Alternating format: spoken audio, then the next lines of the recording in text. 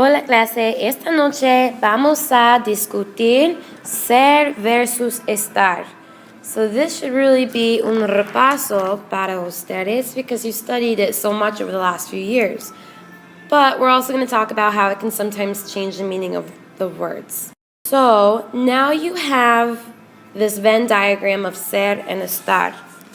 The one thing they both have in common is they both mean to be. And that's really it. So if you say an adjective using ser, it's going to change the meaning if you then use it in estar. So let's go through and when we would use each one. So ser is used with descriptions, how you would describe yourself as a person. So I'm going to kind of shorthand a lot of this, but I'm speaking it so you can go ahead and write it in and pause when you need to. So, descriptions.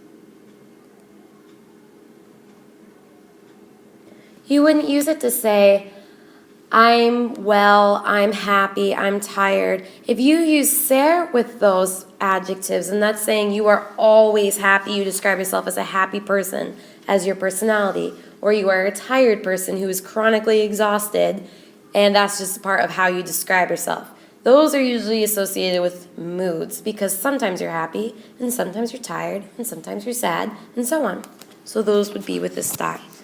Descriptions with ser would be more like tall, nice, friendly, maybe mean, those kinds of adjectives, how you would describe a person in general. You use ser to say where someone is from.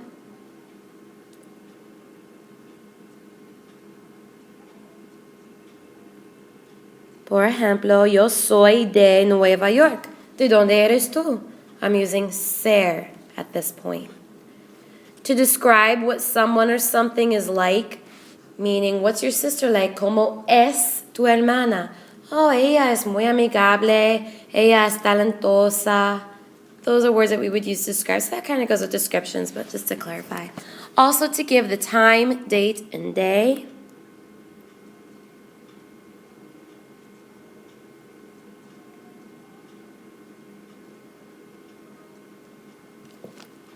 Son las 9, it's 9 o'clock.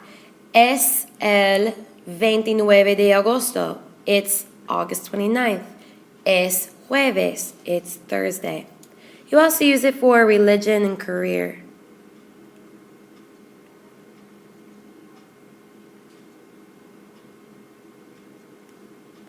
Por ejemplo, yo soy profesora. Ustedes son estudiantes. Now let's talk about estar. The number one thing we know with estar is it has to do with location. ¿Dónde está mi libro? Oh, está en el escritorio. Where is my book? It's on the table, on the desk. So we want to use estar with location. We use it to express feelings. Estoy feliz, estoy triste, I'm happy, I'm sad. Moods, kind of goes along with feelings. And thoughts.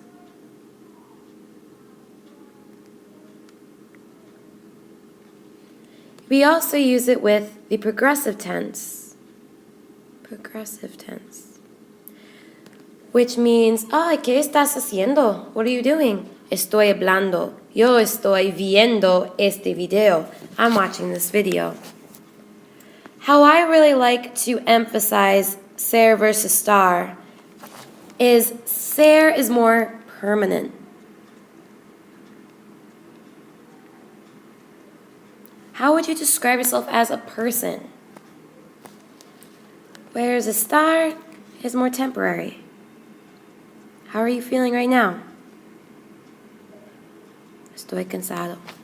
Estoy harta de tomar apuntes. I'm fed up of taking notes. That's how you're feeling right now. Now the second part of these notes, and this is what's new, is we're going to now look at how ser and estar change the meanings when you use them with different adjectives. They completely change the meanings of what you're trying to say. Have in your notes, whoops, all the way down. Ser on the side.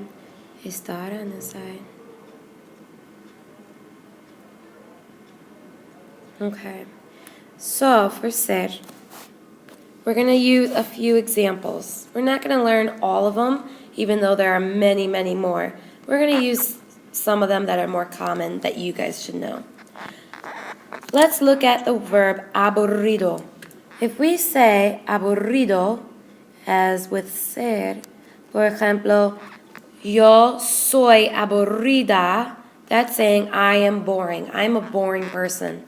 Because like we said, ser describes how you normally are. How would you describe yourself as a person? It's more permanent. So if you say you're aburrido, you are saying you're boring. That's a description. That's an adjective you use to describe who you are as a person.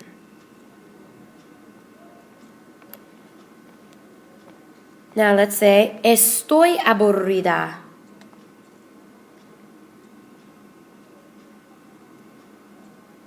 That means you're bored. Yo estoy aburrida. I'm bored. Well, we're taking notes. I can't blame you. Número dos. Orgulloso. You remember that means proud. Orgulloso. But it actually changes meaning when you use it with ser. It's no longer proud. It's stuck up, haughty, conceited. Soy orgulloso. I wouldn't use that to describe yourself. Let's write that over here. Estoy orgulloso. That means proud.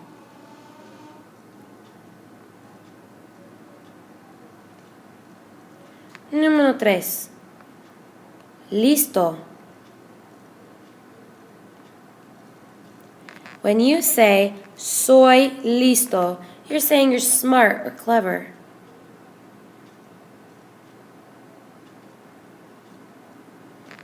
When you say estoy listo or lista, listos, listas, you're saying you're ready.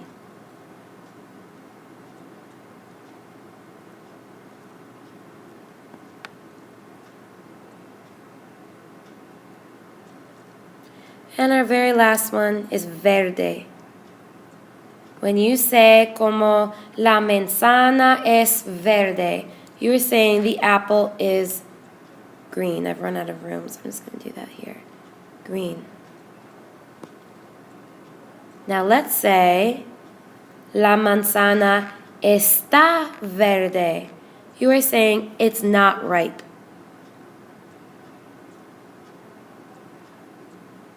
Oops, I forgot to write it over. Verde. It's not ripe. So as you can see, they can really change the way someone perceives you or perceives how you're saying something. If, for instance, you're describing yourself and you're saying, I'm really proud of my accomplishments. If you say it in a ser sense, it's pretty conceited of you to say that. You're acting very stuck up about it. However, if you're saying, yo estoy orgullosa or orgulloso, you're saying that you are proud of it, that you're not conceited and hot-headed about it. Same with aburrido. That's when you guys tend to use a lot. And sometimes I've heard you say, yo soy aburrido. And I'm thinking to myself, are you really trying to tell me that you're a boring person? When really you're just trying to say you're bored.